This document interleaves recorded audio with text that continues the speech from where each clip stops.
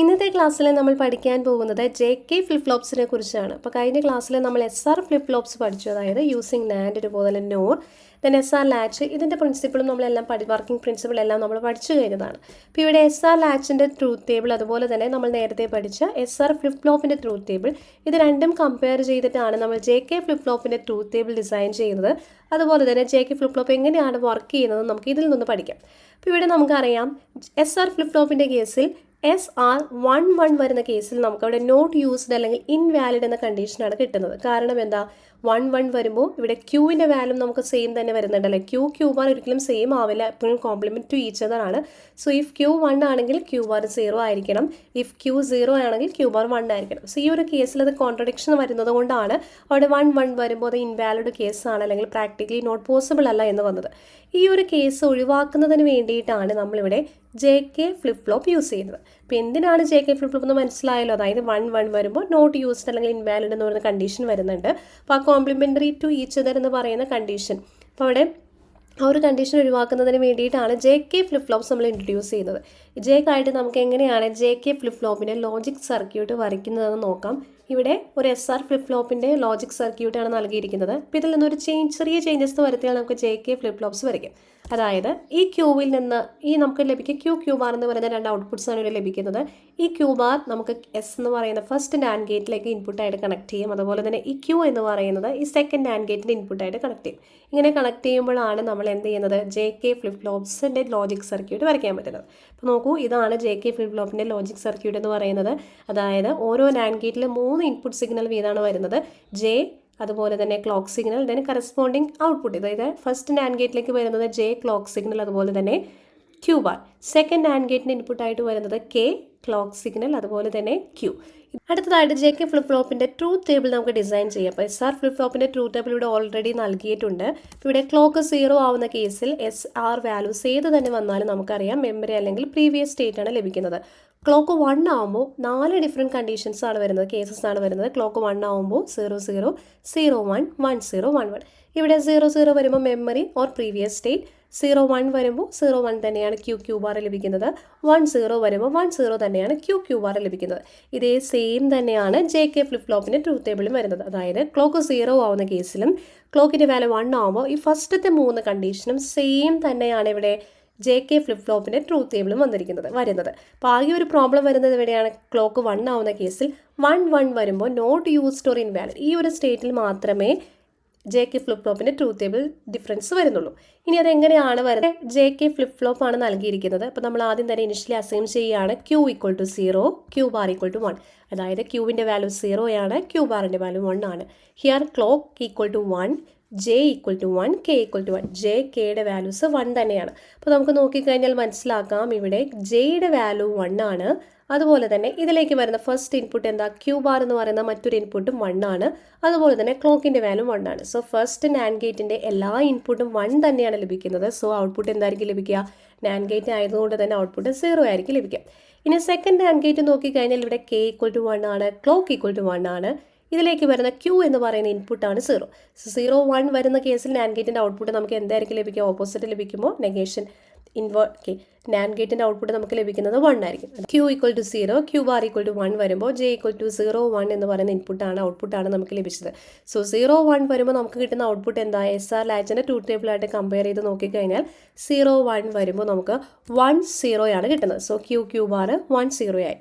വീണ്ടും നമ്മൾ എന്ത് ചെയ്യുന്നു, ഈ Q = 1 എന്ന് പറയുന്ന വാല്യൂ ഇവിടേക്ക് കൊടുക്കുന്നു, ക്യൂ ബാർ = 0 എന്ന് പറയുന്ന വാല്യൂ ഇവിടേക്ക് കൊടുക്കുന്നു. അതായത് 0 എന്ന് പറയുന്ന ഇൻപുട്ടാണ് ഈ ഫസ്റ്റ് നാൻഡ് ഗേറ്റിലേക്ക് വരുന്നത്. സോ 0 വരുന്ന കേസിൽ നാൻഡ് ഗേറ്റിൻ്റെ ഓപ്പറേഷൻ കഴിയുമ്പോൾ നമുക്ക് ഔട്ട്പുട്ടായിട്ട് ലഭിക്കുന്നത് എന്താ, 1 ആണ് വരുന്നത്. മനസ്സിലായല്ലോ.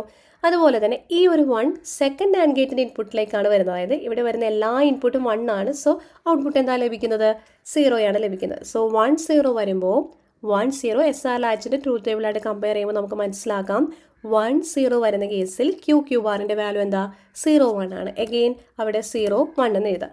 വീണ്ടും ഇതേ പ്രോസസ്സ് തന്നെ റിപ്പീറ്റ് ചെയ്യുക. അതായത് 0 എന്ന് പറയുന്ന ഇൻപുട്ട് ഇവിടേക്ക് കൊടുക്കുന്നു, 1 എന്ന് പറയുന്ന ഇൻപുട്ട് ഇവിടേക്ക് കൊടുക്കുന്നു. അപ്പോൾ ഇതേ രീതിയിലാണ് ഈ പാറ്റേൺ റിപ്പീറ്റ് ചെയ്യുക. പാറ്റേൺ റിപ്പീറ്റ് ചെയ്യുമ്പോൾ നമുക്ക് ഇതിൻ്റെ ഔട്ട്പുട്ടായിട്ട് വരുന്നത് 0 1 0 1 എന്ന രീതിയിലാണ് ഈ ഒരു ഔട്ട്പുട്ട് വരുന്നത്.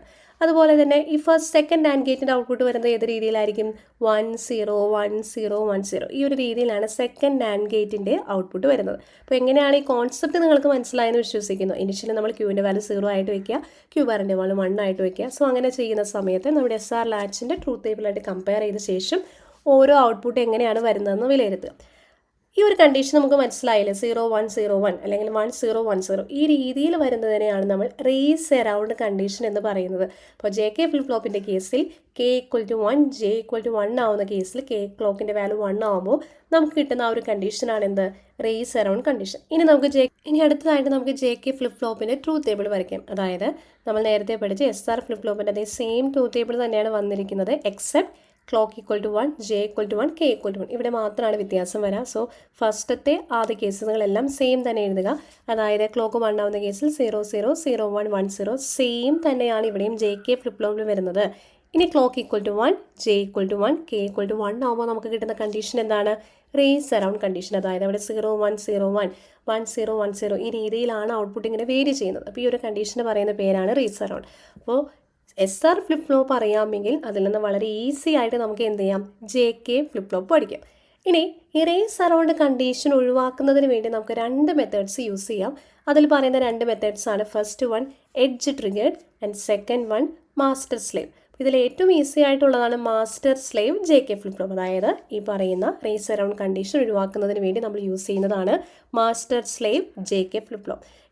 രണ്ട് JK flip flop serially connect ചെയ്തിട്ടാണ് നമ്മൾ master slave JK flip flops build ചെയ്യുന്നത്. അപ്പോൾ ഇവിടെ 2 ഫ്ലിപ്പ് ഫ്ലോപ്പ് വരുന്നുണ്ട്. ആദ്യത്തേതാണ് മാസ്റ്റർ ഫ്ലിപ്പ് ഫ്ലോപ്പ്, രണ്ടാമത്തേതാണ് സ്ലേവ് ഫ്ലിപ്പ് ഫ്ലോപ്സ്. ശ്രദ്ധിക്കേണ്ടത് ആദ്യത്തേൽ നമ്മൾ ഇൻപുട്ടായിട്ട് കൊടുക്കുന്നത് JK അതുപോലെ തന്നെ ക്ലോക്ക് സിഗ്നൽ.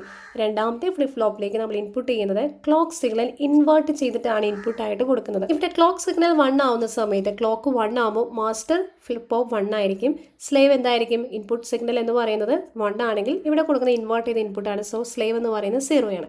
സോ ഈ ഒരു കേസ് വരുമ്പോൾ മാസ്റ്റർ ആക്റ്റീവ് ആയിരിക്കും, സ്ലേവ് എന്ന് പറയുന്നത് ഇനാക്റ്റീവ് ആയിരിക്കും. ഇനി അടുത്തൊരു കേസ് നോക്കാം, ക്ലോക്കിൻ്റെ വാല്യൂ 0 ആകുമ്പോൾ മാസ്റ്റർ ഇനാക്റ്റീവ് ആയിരിക്കും, സ്ലേവ് 1 ആയിരിക്കും, സ്ലേവ് ആക്റ്റീവ് ആയിരിക്കും.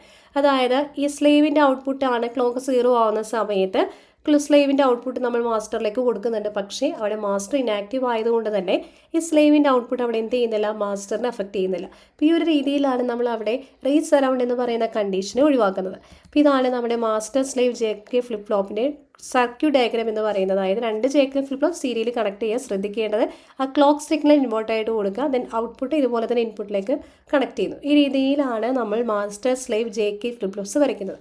അപ്പോൾ നമ്മൾ നോർമൽ ക്ലോക്ക് പൾസ് ആണ് നൽകിയിരിക്കുന്നത്. ഇനി ഓരോ ക്ലോക്ക് പൾസ് വരുമ്പോഴും എങ്ങനെയാണ് ഒരു JK ഫ്ലിപ്പ് ഫ്ലോപ്പും അതുപോലെ തന്നെ മാസ്റ്റർ സ്ലേവ് JK ഫ്ലിപ്പ് ഫ്ലോപ്പും ബിഹേവ് ചെയ്യുന്നത് നോക്കാം. First slip JK flip flop ആണെങ്കിൽ നോർമലി എന്താ പറയുക, ഓരോ ഫ്ലിപ്പ് ഫ്ലോപ്പിലും നമ്മൾ നേരത്തെ പറഞ്ഞു 0 1 0 1 1 0 1 0 എന്ന് ചേഞ്ച് ചെയ്തുകൊണ്ടിരിക്കും അല്ലേ.